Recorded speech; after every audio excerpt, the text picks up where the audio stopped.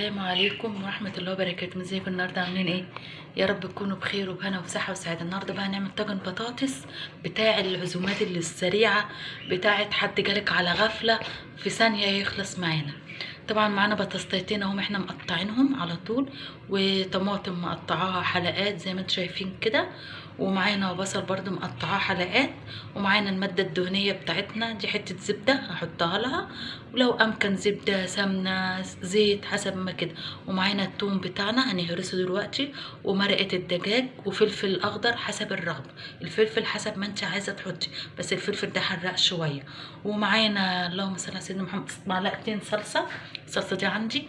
ومعانا طبعا النهارده انا هعملها لكم بدبس الرمان، بصراحة بتبقى طعمها خطير وجميل. بينا بقى على الطريقة بتاعتنا هتبقى سهلة وبسيطة. ضيف جالك على فجأة تقومي تعمليها جنبها شوية رز، والفرخة هتحمريها، فيعني احنا بننقذ نفسنا على طول. انت عملتيها غدا على طول سهلة برضو معاكي، فيلا بينا على الطريقة كده على طول. افصل بقى البصل بتاعنا زي ما انت كده شايفاه هنحطه الأول، والثوم بتاعنا هنهرسه، ممكن تهرسيه او تقطعيه يعني حسب ما انت عايزه. يعني ممكن تهرسيه، لو عاوزه تهرسيه اهرسيه، عاوزه تقطعيه قطعيه، ده براحتك.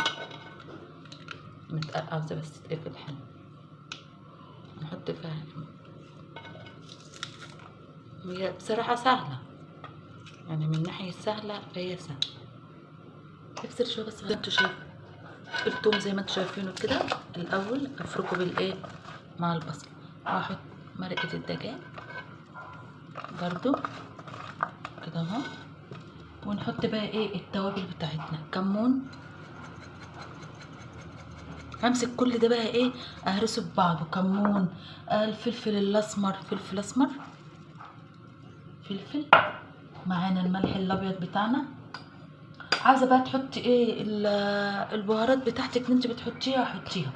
انا دلوقتي لو انا لاحظت، يعني لو انتم متابعيني، انا قللت البهارات خالص في الاكل بتاعي، قللتها على قد ما اقدر، يعني حسيت ان البهارات بتغير طعم الاكل. فانت لو عايزه تحطي حطي بقى، هو ملح ابيض، كمون، فلفل اسمر، عندي توم بودره وبصل بودره برضو لو حسب. وادي معلقه الدبس الرمان، معلقه دي بتختلف معاكي خالص في طعم البطاطس. البصل بقى حرق عينينا بقى، واللي واقف يصور عينه اتحرقت. والفلفل بتاعنا هنقلبهم كلهم مع بعض. هنخلي الدبس الرمان مع البصلة، عشان البصلة لازم تقلبيها بالملح والثوم والفلفل والحاجات دي، عشان بس ايه ما تحلونش منك كده. خلاص كده خلصنا. هنحط بقى ايه الطماطم بتاعتنا وهنقلبها اهي كله. بص ما تحط نقلب. وادي طبعا ايه البطاطس بتاعتنا، طاجن البطاطس مفيش اسرع من كده، سريع والله وسهل. وهنحط بقى، عندك شوربه عاوزه تحطيها حطيها، عندك تزوديها شويه ميه يعني عادي. افرض ما عندكش شوربه حطيتي الفراخ في الفرن، عندك شوربه في الفريزر، ما عندكيش تزوديها بشويه ميه، لان التتبيله اللي احنا عاملينها ديت مدياها طعم. والصلصه بتاعتنا اهي زي ما انتم شايفين. وهنحط المادة الدهنية بتاعتنا هنحطها، وهديها بقى يعني حبة مية، لان انا بصراحة ما عنديش شرب، فانا هديها حبة مية واحطها في الفرن، وكون سيحت السمنة ووريتها لكم بعد الفيديو.